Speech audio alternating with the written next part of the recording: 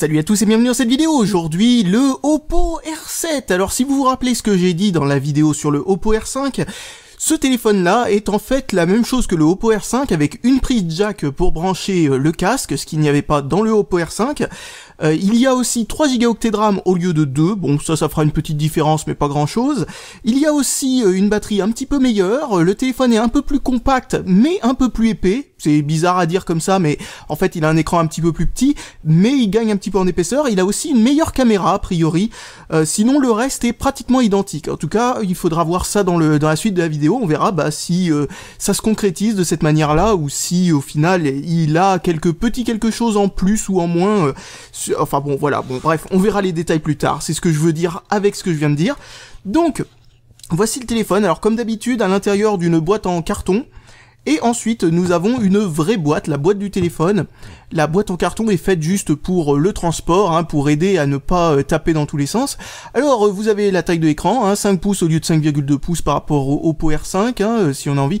Alors pour la caméra c'est une 13 mégapixels, mais c'est une caméra 13 mégapixels de chez Samsung, et non pas de chez Sony, comme celle de du précédent. Alors vous devez vous dire, peut-être que Sony c'est meilleur que Samsung, etc.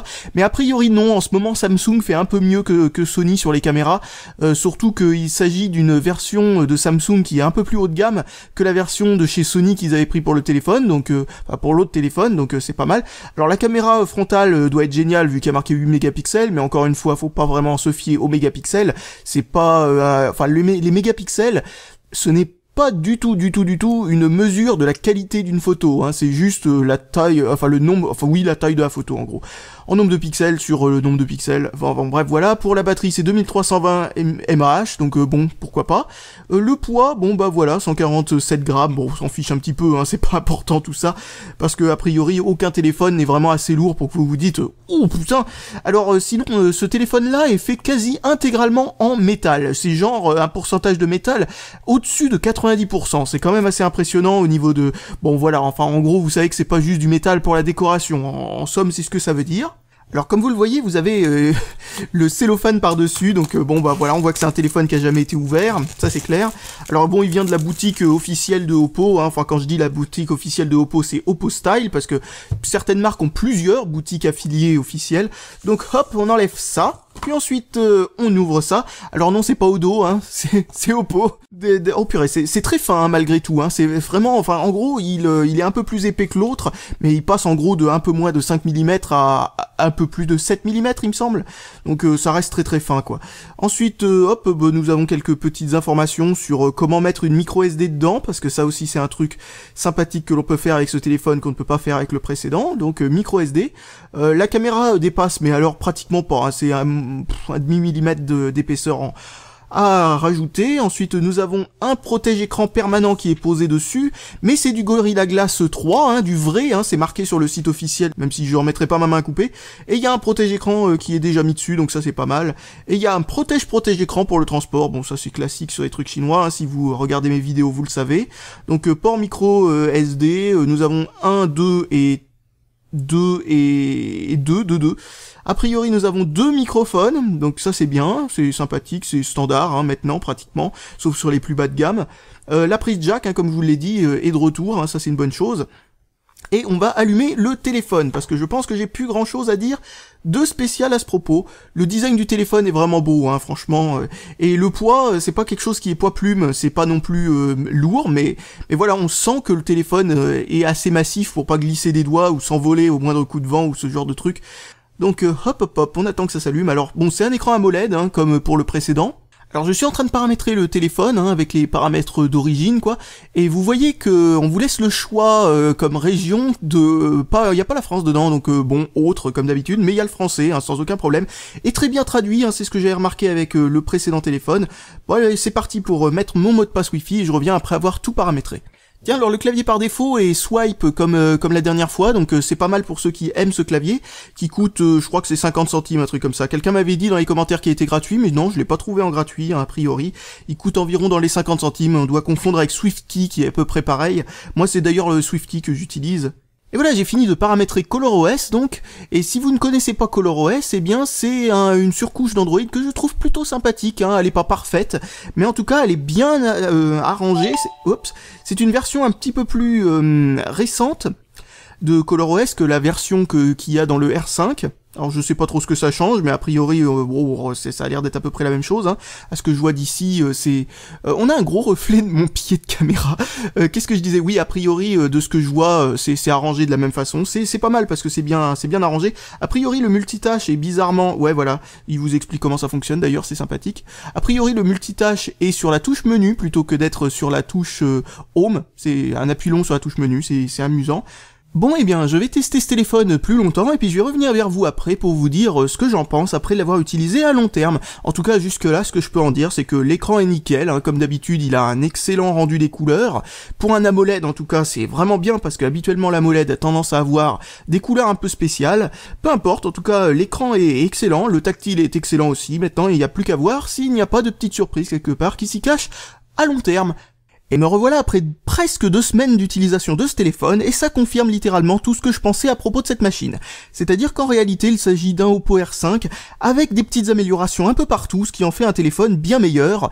Le plus gros défaut qu'il y avait avec le Oppo R5, c'était l'absence d'un port micro SD et l'absence d'une prise jack directement sur le téléphone. On pouvait mettre un adaptateur dans la prise micro USB, à la limite, pourquoi pas, ça permettait de pouvoir le faire, hein, ça fonctionnait. Et donc ils ont amélioré quelques trucs, ils ont amélioré l'appareil photo, ils ont amélioré aussi l'autonomie. Alors l'autonomie, c'est vraiment le truc qui a été le plus amélioré dans ce téléphone, parce que nous passons d'un téléphone qui était vraiment moyen en termes d'autonomie à un téléphone qui maintenant est dans la moyenne, ce qui est vraiment beaucoup mieux. Être dans la moyenne, ça veut dire être au même niveau que pas mal de téléphones moyens haut de gamme que j'ai pu tester récemment, c'est-à-dire pratiquement tous, hein. Vous pouvez prendre par exemple le Zenfone 2, il fait à peu près les mêmes autonomies. Alors en utilisation normale, ça correspond à une utilisation pendant une journée entière, c'est-à-dire 14 heures, du matin jusqu'au soir au moment où on va se coucher et on le rebranche.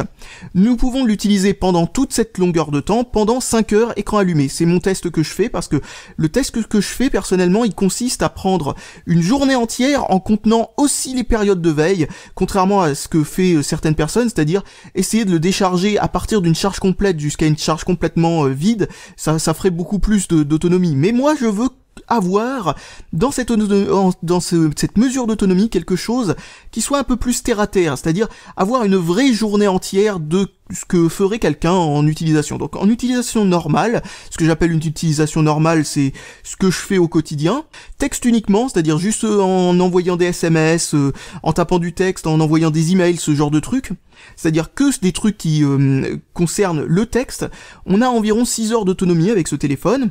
Ensuite, en utilisation en extérieur, c'est-à-dire avec la luminosité à fond, avec le GPS, etc., nous avons 3 heures dans une journée normale. Donc là, c'est un petit peu petit, mais c'est pas... Enfin voilà, c'est à peu près ce que fait la plupart des téléphones aussi, hein, avec la luminosité à fond, etc. Enfin, en gros, en utilisant l'intégralité de ce que peut faire le téléphone, en désactivant le Wi-Fi, c'est-à-dire ça tire énormément sur la 4G, enfin, c'est-à-dire la conso data, ce genre de truc, et franchement, les téléphones ont tendance à pas aimer ce type d'utilisation en termes d'autonomie, et donc ça nous fait une autonomie de 3 heures qui encore une fois est respectable, c'est à peu près ce que ferait n'importe quel autre téléphone. En jeu c'est à peu près pareil, on est dans les 3 heures, 3 heures et demie. En veille en Wi-Fi nous avons à peu près 4 jours, et donc en veille en data, c'est-à-dire en désactivant la Wi-Fi mais en laissant activer les données 2G, 3G, 4G, eh bien nous nous retrouvons avec 2 jours d'utilisation. Ensuite, la durée de recharge est plutôt courte, même sans le chargeur rapide, c'est-à-dire en utilisant un chargeur classique. A priori, vous en avez que pour 2 heures pour recharger le téléphone, donc franchement, pas de problème avec ça, au contraire, c'est plutôt bon. Pour ce qui est de la qualité des appareils photo, l'appareil photo de devant, comme vous pouvez le constater, est vraiment excellent pour un appareil photo de façade. Et bon, ils disent 8 mégapixels, etc. Bon, je sais pas quel capteur ils utilisent, ça doit être un Omnivision, comme d'habitude, pour les appareils photo de façade. Mais franchement, il est absolument excellent. Là, on n'est pas vraiment en luminosité vraiment forte, on est plutôt en luminosité plus ou moins moyenne, et franchement, bah voilà, ça donne vraiment très très bien. Par contre, un petit truc à ajouter à propos de l'appareil photo, quand on prend des photos dans le noir, avec le flash notamment, enfin c'est surtout avec le flash, la compensation logicielle fait n'importe quoi, et j'ai sorti de ces photos avec des couleurs délirantes, c'était horrible. En gros, je sais pas trop si c'est ma tapisserie que ce téléphone n'aime pas, ou un truc du genre, cette tapisserie horrible qui date des années 70, ou je sais pas quoi. Très franchement, ça fait n'importe quoi. Alors je crois que la compensation logicielle ou le timing du flash ou un truc du genre est complètement à chier, et il va falloir bien entendu attendre une mise à jour du téléphone pour régler ce problème qui est entièrement software, parce que l'appareil photo lui-même n'a rien à se reprocher, ça se voit dans des utilisations normales sans flash notamment. Donc pour ce qui est de l'appareil photo arrière, comme vous pouvez le constater, il est vraiment plus qu'excellent. Là, on va prendre une photo en macro, on va prendre une photo d'une puce, d'une barrette de RAM pour qu'on puisse voir les détails. J'essaye de me rapprocher le plus possible pour que vous puissiez voir à quel niveau. Alors, vous voyez peut-être pas très bien, mais là, la distance qu'il y a entre ça et ça, regardez, je vous montre. Voilà, il y a 1,5 cm et c'est net. Donc franchement, il faut que j'essaye d'arrêter de faire une ombre, voilà, et je vais prendre une photo en macro, pouf. Voilà. Et très franchement, les photos en macro, les photos de loin aussi sont excellentes, comme vous pouvez le constater. Les photos ensuite en extérieur, je veux dire plutôt en intérieur dans le noir, comme vous le voyez, là il n'y a même pas le flash. Et on arrive à distinguer quelques trucs, juste avec la lumière qui passe par le jour en dessous de la porte. Donc ça franchement c'est incroyable. Ensuite, bon, avec le flash, comme vous voyez, voilà ce que ça donne. Mais je suis quand même un petit peu déçu par ce que ça donne quand c'est en intérieur avec le flash dans le noir, comme vous le voyez. Donc comme vous pouvez vous en rendre compte, les photos sont excellentes, le flash est bon, en extérieur, quand il y a beaucoup de luminosité, c'est littéralement le meilleur appareil photo de téléphone portable que j'ai pu voir de ma vie. On voit tous les détails, que ce soit de loin ou de près, c'est juste nickel. Et on était le jour où j'ai pris cette photo, un jour où vraiment c'était nuageux, hein, mais alors vraiment nuageux quoi, c'était pas du tout un jour de beau temps avec beaucoup de soleil, etc. C'était juste très moyen, et très franchement la qualité des photos est nickel. Alors maintenant parlons du hardware du téléphone, et comme vous pouvez le constater, déjà on va parler de l'apparence physique. Comme vous le voyez, c'est un téléphone qui est quasi intégralement en métal. Il y a juste le contour ici qui est en plastique autour de l'écran, là, juste cette espèce de tout petit rebord. Et en dehors de ça, tout le reste est en métal, que ce soit à l'intérieur ou à l'extérieur, à l'exception de quelques petites parties de l'infrastructure. Donc ça en fait un téléphone extrêmement rigide. Bon, je vous rappelle encore une fois que ma caméra a tendance à déformer les lignes droite en courbe quand on se trouve ailleurs qu'au milieu de l'image. Donc voilà, c'est vraiment très rigide. Comme tous les écrans AMOLED, vous pouvez appuyer tant que vous voulez, il n'y aura jamais de déformation de l'image, ce n'est pas un écran LCD. Bref, au niveau de la qualité de construction, ça a l'air d'être nickel. D'ailleurs, je vais vous montrer un petit détail avec ce truc-là, c'est que franchement, j'ai trouvé ça incroyable quand j'ai enlevé le petit slot de la carte SIM. Alors, je vais vous montrer d'ailleurs comment il est fait. Vous voyez ici que vous pouvez mettre une carte micro SIM, et ici, vous pouvez mettre une nano SIM, sauf que si vous mettez une nano SIM, vous ne pourrez pas mettre... attendez que j'en sorte une. Vous ne pourrez pas mettre de carte micro SD, si j'ai bien compris. Je ne suis pas certain... de comment ça marche. On va voir ça. Non, il me semble que c'est comme ça que ça se met. Donc voilà, vous pouvez mettre une carte SD à cet endroit-là, à la place de la micro SIM. Donc vous ne pouvez pas mettre les deux, quoi. Enfin, de la nano SIM, je veux dire. Donc si vous voulez mettre une nano SIM à cet endroit-là, il va vous falloir tout simplement utiliser un petit adaptateur, hein. C'est pas difficile à trouver, et ça, bon, voilà, ça fera le job. Et donc, qu'est-ce que je voulais dire avec ça? Oui, voilà, le petit détail qui tue, c'est... Vous voyez ici, là, ils ont fait en sorte que cette petite partie ici en métal, attendez, c'est difficile de faire le focus sur un si petit truc, ne soit pas dure. Vous voyez, elle est jointe avec une petite charnière à cet endroit-là. C'est assez amusant de voir ça. Donc en gros, de la façon que ça fonctionne, c'est vraiment excellent. Ça sera toujours ajusté parfaitement, parce que, eh bien, il n'y a pas à calculer à l'intérieur du truc avec exactitude la longueur qu'il faut. Si la carte mère se décale d'un micron vers le haut ou d'un truc comme ça, eh bien, ça sera toujours parfaitement ajusté grâce au fait que, bah voilà, ils ont fait en sorte que les deux ne soient pas... Enfin voilà, ils soient mobiles l'un de l'autre, et donc du coup ça fait en sorte qu'il y a absolument aucun rebord à cet endroit-là, et ce malgré qu'il y ait l'espèce de petit capot, donc cette espèce de petite chose qui s'enlève. Enfin bon, c'est vraiment incroyable ce qu'ils ont fait avec ça. Je trouve cette toute petite attention aux détails de rien du tout sur des points qui sont complètement, mais alors, je veux dire, c'était pas la peine de prendre autant de mal juste pour faire une petite glissette, quoi, une petite glissière pour la carte SIM, mais si, ils l'ont fait, je trouve ça génial quand ils font des petits trucs non indispensables, quoi, qui montrent que, eh bien, eux, au moins, ils réfléchissent à ce qu'ils font, quoi. Voilà, vraiment, ce téléphone, il fait premium, mais vraiment clairement, quoi, je veux dire, c'est difficile de penser que ce téléphone serait autre chose qu'un haut de gamme, et pourtant, c'est un milieu de gamme, c'est assez amusant de voir que la qualité de construction est vraiment à la hauteur de ce que l'on peut trouver de mieux, en fait, en tant que téléphone de nos jours. D'ailleurs, parlons un peu de la fiche technique. Le seul point faible qu'a ce téléphone, c'est son CPU, c'est-à-dire que le CPU qu'ils ont utilisé, le Snapdragon 615, sa partie CPU est assez faiblarde. C'est en gros plus ou moins équivalent à un Mediatek MT6732. Par contre, le GPU, lui, est vraiment excellent. Et donc cette petite faiblesse CPU, c'est pas grand chose parce qu'ils ont fait du très bon boulot au niveau du software et on n'a jamais une seule lag bizarre ou des trucs comme ça, donc parfait, il y a pas de problème avec ça, mais voilà, c'est le seul compromis qui a été fait sur ce téléphone pour qu'il coûte moins cher. Il n'a pas un processeur de haut de gamme. Pour ce qui est des fréquences compatibles avec ce téléphone, nous avons toutes les fréquences trouvables en France, y compris le WCDMA 900, etc.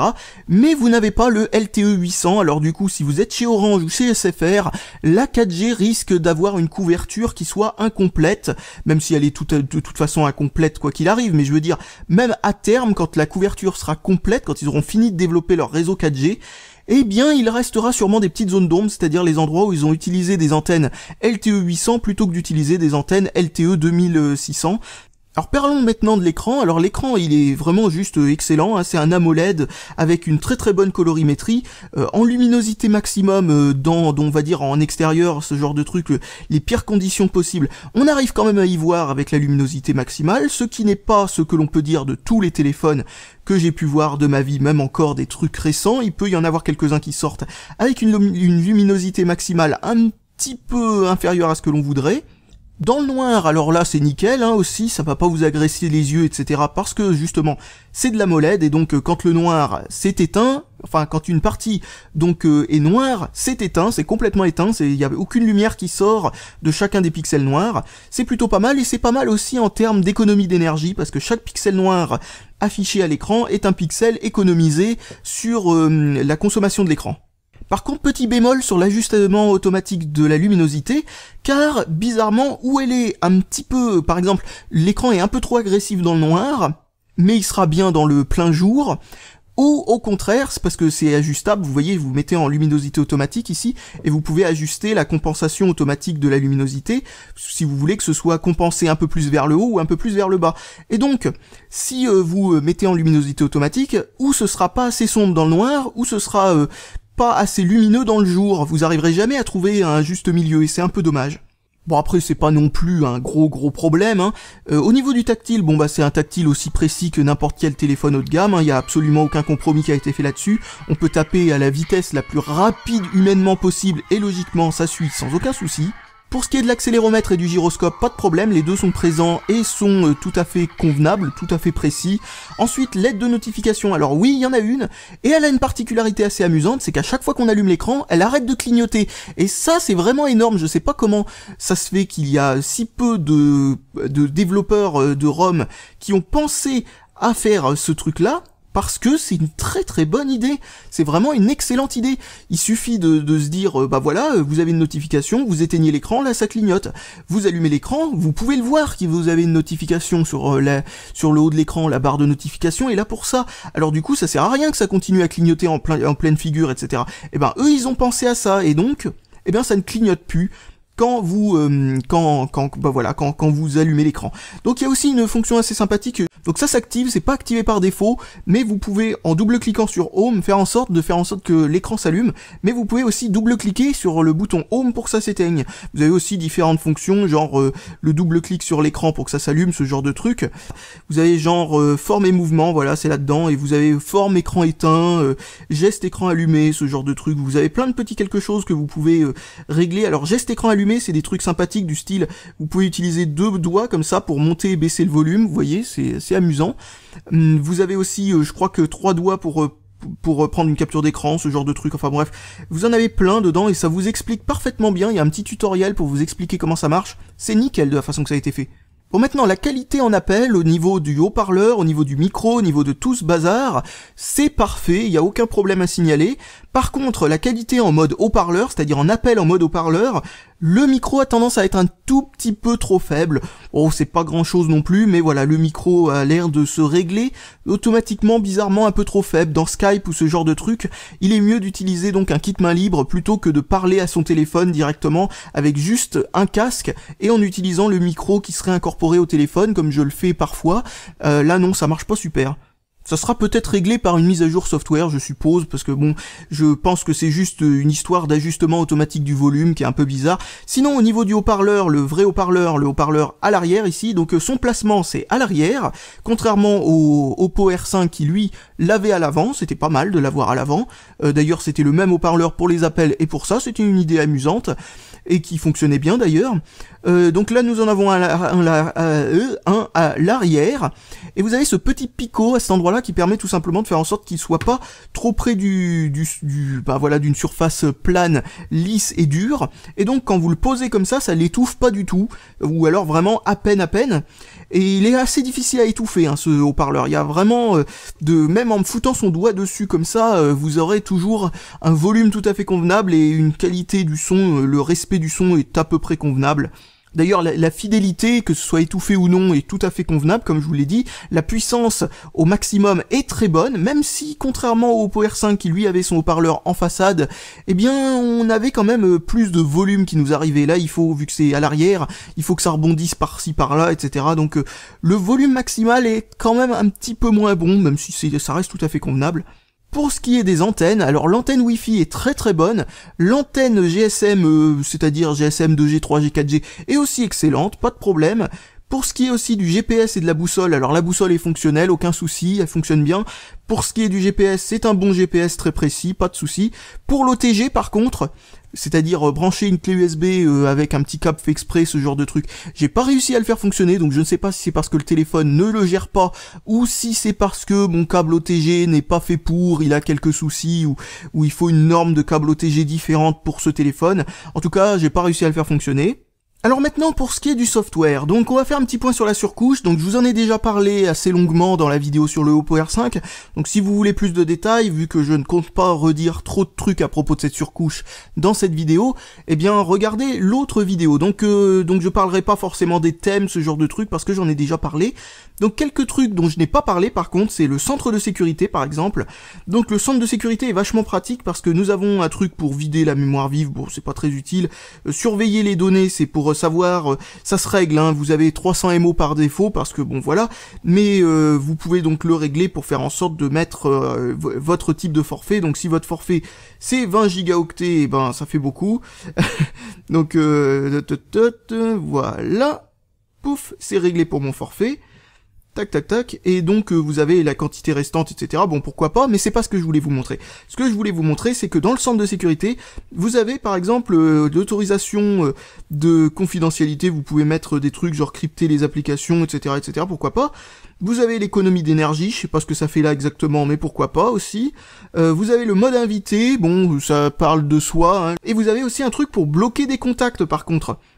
Vous avez un système de liste noire entre guillemets. On voit pas ça sur tous les téléphones et je trouve que c'est dommage parce que c'est une fonctionnalité très pratique si on est harcelé dans tous les sens. Donc hop, vous avez juste à prendre un numéro et hop, vous n'aurez plus jamais de notification à propos de ce numéro là. Donc ça c'est vraiment bien comme fonctionnalité et vous avez ça. Donc c'est un petit point que je voulais mettre en avant à propos de ce téléphone. Alors pour ce qui est des petites choses non standards qu'il y a dans la surcouche de ce téléphone, nous pouvons voir notamment la façon qu'ils ont fait les notifications. Donc vous pouvez voir que la notification en version longue, là vous avez une notification dépliée, eh bien pour les replier ou les déplier, ça ne fonctionne pas comme ça. En faisant ça en fait, bon vu que j'ai activé le truc, ça fait le volume. Bon, bizarrement, ça permet de les replier, je sais pas pourquoi, mais bon, la façon qu'ils ont fait ça est bizarre, et j'avais pas compris ça la première fois parce que c'est complètement contre-intuitif. Il faut en fait... j'ai pas réussi. Et c'est pas facile à faire, Il faut en fait faire comme ci, comme ça, en fait. Il faut la déplier comme ça, en fin de compte. Comme si on zoomait, mais pas dans ce sens-là, mais dans ce sens-là. Et ça, franchement, c'est Franchement, ou alors peut-être que ça marche aussi dans ce sens-là, mais j'ai pas réussi parce que c'était trop petit peut-être pour sélectionner un truc. Donc voilà, c'est vraiment... Oups, je viens de changer la luminosité sans le vouloir.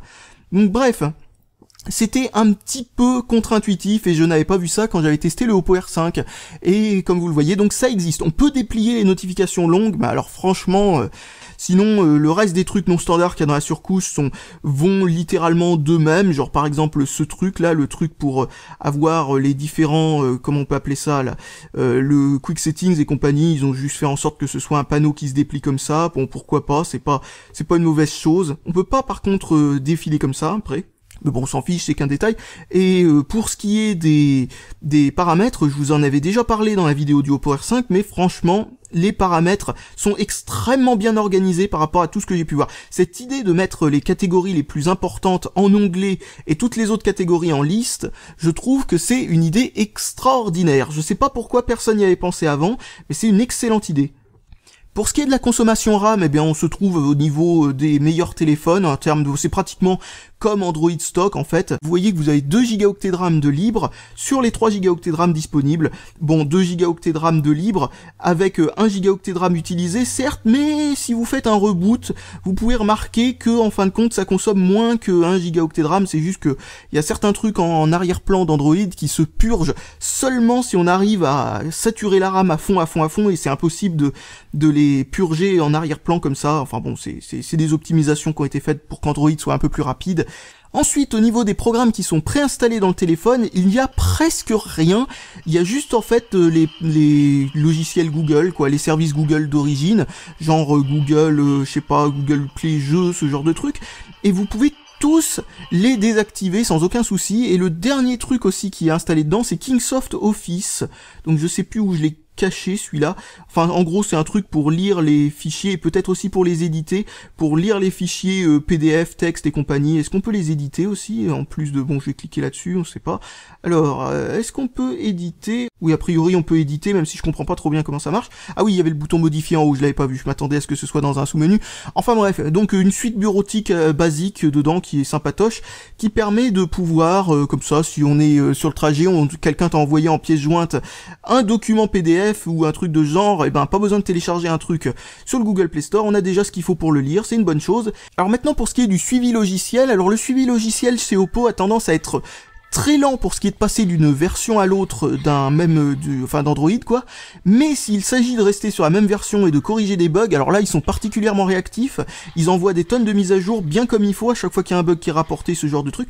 Même si sur ce téléphone là il y a un petit truc qui va pas, c'est que ils ont freezé on va dire le truc quoi, Android 4.4 n'aura visiblement plus jamais de mise à jour pour ce truc là parce qu'ils vont normalement le faire passer à Android 5.1.1 très bientôt. La version pour l'Asie de ce téléphone-là a déjà été mise à jour vers 5.1.1. La version pour l'Australie de ce téléphone a déjà été mise à jour vers 5.1.1. Et maintenant, il reste plus que la version européenne, sûrement parce qu'ils attendent que toutes les traductions de toutes les langues européennes soient terminées pour pour faire en sorte que la mise à jour arrive. Mais voilà, elle est en route et elle devrait arriver assez rapidement. Par contre, il faut savoir un truc, c'est qu'avec cette marque, il faut attendre les mises à jour. Avec par exemple le Oppo Find 7A, qui est un autre téléphone de chez Oppo qui est pas mal connu, qui est en fait en gros le OnePlus One de chez Oppo. Eh bien, ce téléphone-là a tendance à avoir eu des temps assez longs, mais il les a eu ces mises à jour, mais des temps assez longs entre chaque mise à jour. Maintenant, il a une version bêta d'Android 5.1.1 pour l'instant, qui est justement la version qui ensuite arrivera en version finale sur les nouveaux modèles, et il aura aussi la version finale bientôt. Enfin voilà, donc le Find 7A, à chaque fois, ces mises à jour, il faut les attendre aussi. Il y a une bonne grosse latence chez eux, ils privilégient on va dire la stabilité à avoir la nouveauté avant tout. Bon, c'est pas grave en même temps, c'est un choix. Alors pour ce qui est de la réactivité de ce téléphone, nickel, il n'y a pas de souci, à chaque fois qu'on ouvre un programme, ça arrive très rapidement, donc le Google Play Store, comme vous voyez, arrive à la vitesse normale. Bon, il est en train de charger la liste, c'est normal que ça mette un petit moment.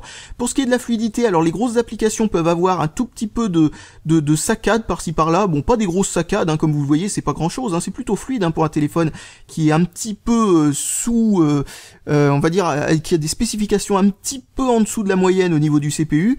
Donc voilà, mais ils ont quand même réussi à faire un sacré bon boulot au niveau du firmware sur ce côté-là. mais Android 5.1 devrait le rendre vachement plus fluide parce que Android 5.1 est beaucoup moins demandant au niveau du CPU pour ce qui est de la fluidité, donc ça devrait rendre le truc bien plus fluide. Malgré tout, pour ce qui est d'Android 4.4 sur ce téléphone-là, c'est assez impressionnant ce qu'ils ont réussi à faire avec un téléphone aussi peu performant sur du 1080p. Pour ce qui est du fonctionnement en jeu, alors il faut pas s'attendre à grand chose, hein, c'est pas un Snapdragon 800, c'est pas non plus un Snapdragon 801 ou 805 ou des trucs comme ça, non, ça reste du milieu de gamme, c'est vraiment le seul point qui est vraiment milieu de gamme de ce téléphone. Eh bien, on peut dire que, voilà, pour les jeux, il y aura quelques petits jeux qui auront quelques lags, mais ça reste quand même remarquable pour le type de processeur utilisé. Il y a vraiment, il y aura plein de jeux qui vous permettront de pouvoir passer du temps sur ce téléphone si les jeux c'est un truc qui vous intéresse. Ensuite, pour ce qui est des bugs que j'ai pu trouver sur ce système, eh bien il y a un bug que j'ai eu une fois, je sais pas si c'est amené à se reproduire, mais en gros le téléphone, après avoir passé une longue nuit en veille, quand je l'ai déverrouillé, eh bien il m'a marqué la barre de notification a planté ou je sais pas quoi, et j'étais obligé, quand je cliquais ensuite sur OK, au lieu de me recharger la barre de notification, ça remettait à nouveau la barre de notification a planté, hop, OK, hop, la barre de notification a planté, etc., etc. Donc il a fallu que entre deux, la barre de notification a planté, j'ai appuyé longtemps sur le bouton Power pour afficher ça, j'ai recliqué sur OK, la barre de notification a planté, j'ai cliqué sur redémarrer, et hop, le téléphone a redémarré. Donc bon, comme vous pouvez le constater, il y a un tout petit bug sur la version d'Android 4.4 que j'avais pas avec le Oppo R5 sur ce téléphone. En tout cas, a priori, je ne l'avais pas.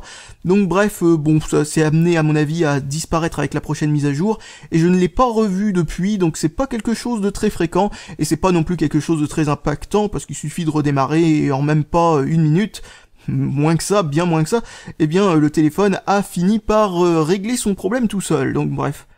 Donc en conclusion sur ce téléphone, ce que l'on peut dire, c'est au niveau des points forts, eh bien il y a la finesse du téléphone, le design du téléphone, la qualité de construction du téléphone. Tous ces points sont vraiment au-dessus de ce que l'on peut trouver habituellement dans ces prix-là. Ensuite, il y a bien entendu l'écran, un écran AMOLED, c'est assez rare d'en trouver dans ces prix-là, surtout avec le reste qui est bon autour, quoi, c'est-à-dire habituellement on peut trouver des téléphones qui sont pas trop chers avec un écran AMOLED, mais après au niveau du processeur c'est encore pire que ça, ou au niveau de la qualité de fabrication c'est juste médiocrissime ou des trucs de ce genre, mais voilà, là nous avons un bon écran AMOLED sur un bon téléphone. Ensuite, en autre point fort, nous avons bien entendu le port micro SD et l'appareil photo qui est juste incroyable pour le prix. C'est vraiment l'un des meilleurs appareils photo que l'on peut trouver à ces prix-là. Ensuite, comme point faible, nous avons le CPU qui est un petit peu sous-dimensionné par rapport au prix, mais bon, le problème vient en fait du fait qu'il a fallu faire un compromis quelque part pour réussir à garder le téléphone sous les 400 €. Parce que sinon le téléphone aurait coûté largement plus que ça, il aurait peut-être coûté dans les 600, et je pense que ce n'était pas le but de ce modèle. Ensuite, les évolutions possibles sur le software, donc Android 5.1.1 qui devrait sortir bientôt. Alors ça devrait rendre le téléphone, si ça sort bientôt et si ça sort surtout tout court, bon ça serait étonnant que ça ne sorte pas parce que il est prévu pour fonctionner sur Android 5.1. Je veux dire, c'est juste parce que s'il tourne sur Android 4.4, c'est juste parce qu'il y a eu un retard sur Android 5.1 en fin de compte, parce que il aurait dû sortir sur Android 5.1 ce téléphone. Donc Android 5.1, dès qu'il sera sorti sur ce téléphone, il y aura tout simplement une meilleure fluidité du téléphone, parce que Android 5.1, comme je l'ai déjà dit, est vraiment beaucoup moins exigeant au niveau du CPU, et donc le téléphone deviendra beaucoup plus fluide, et bon, il aura un ressenti qui sera encore plus haut de gamme du côté du software. Pour ce qui est de l'autonomie aussi, ça devrait la faire passer dans la moyenne, en ce moment c'est l'autonomie de ce téléphone, dans la moyenne, rien de plus, rien de moins, à excellente très certainement, parce que ça devrait faire augmenter l'autonomie.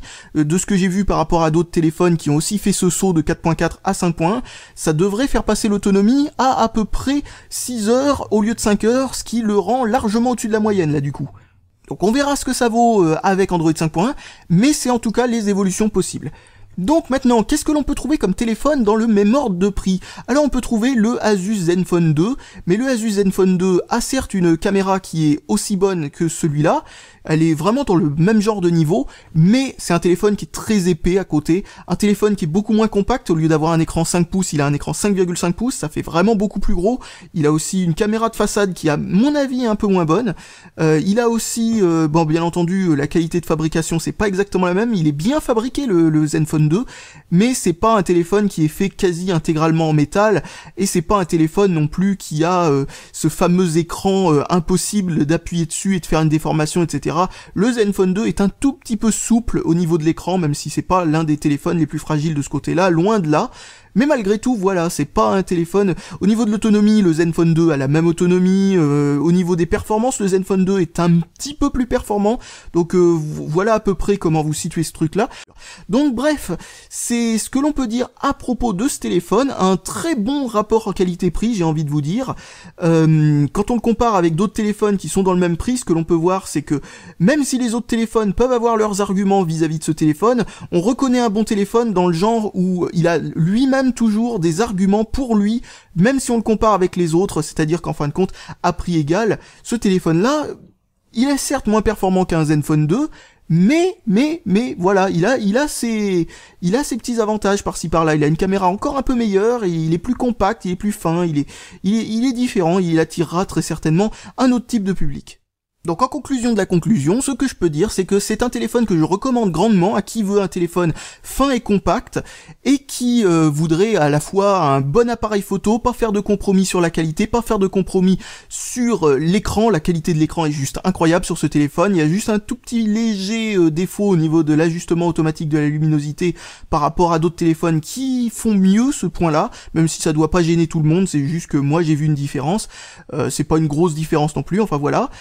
Un téléphone qui, franchement, en matière de multimédia est nickel, en termes de jeu n'est pas forcément si mauvais que ça, même si c'est pas son point fort.